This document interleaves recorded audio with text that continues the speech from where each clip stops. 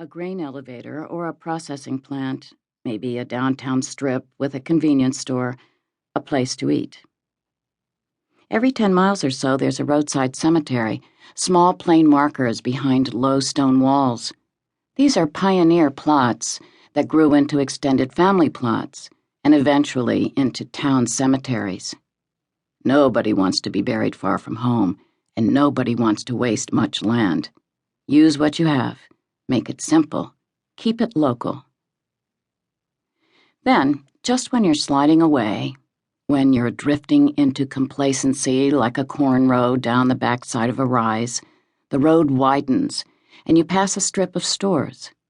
Matte Furniture, the Iron Horse Hotel, the Prime Rib Restaurant, but also a Walmart, a McDonald's, a Motel 6.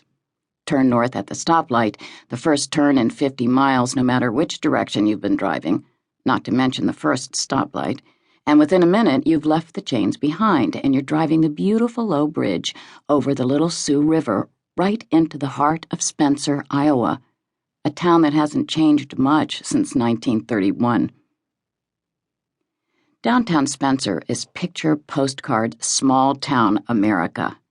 Rows of storefronts in connecting 2- and 3-story buildings where people pull their cars to the curb, get out, and walk. White Drug, Eddie Quinn's men's clothing, and Stephan Furniture have been in business for decades. The Hen House sells decorating items to farm wives and the occasional tourist on her way to the Iowa Lake country 20 miles north.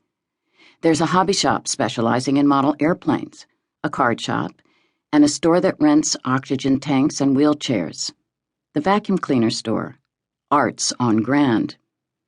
The old movie theater is still in business, although it shows only second-run movies since a 7-screen Cineplex opened south of the bridge. The downtown ends at The Hotel, 8 blocks from the bridge. The Hotel.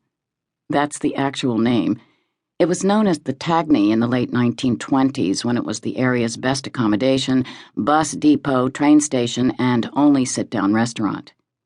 By the end of the Great Depression, it had become a flophouse and, according to legend, the town bordello. The 5-story building, plain red brick and built to last, was eventually abandoned, then rehabilitated in the 1970s. But by then, the real action had moved 5 blocks down Grand Avenue to Sisters Main Street Cafe, a no-frills diner with formica tables, drip coffee, and smoky booths. 3 groups of men congregate every morning at Sisters: the old guys, the older guys, and the really old guys. Together they have run Spencer for the past 60 years. Around the corner from Sisters Cafe, across a small parking lot and just half a block off Grand Avenue, is a low gray concrete building, the Spencer Public Library. My name is Vicki Myron, and I've been working in that library for 25 years, the last 20 as director. I've overseen the arrival of the first computer and the addition of the reading room. I've watched children grow up and leave, only to walk back through the doors 10 years later with their own children.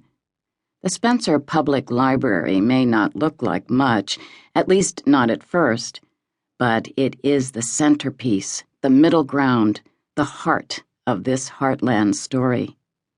Everything I'm going to tell you about Spencer, and about the surrounding farms, the nearby lakes, the Catholic Church in Hartley, the Monetta School, the box factory, and the wonderful old white Ferris wheel up at Arnold's Park, all flows back eventually to this small gray building and to the cat who lived here for more than 19 years.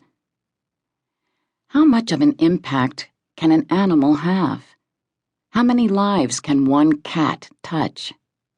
How is it possible for an abandoned kitten to transform a small library into a meeting place and tourist attraction, inspire a classic American town, bind together an entire region, and eventually become famous around the world? You can't even begin to answer those questions until you hear the story of Dewey Read More Books, the beloved library cat of Spencer, Iowa. Chapter 1. The Coldest Morning. January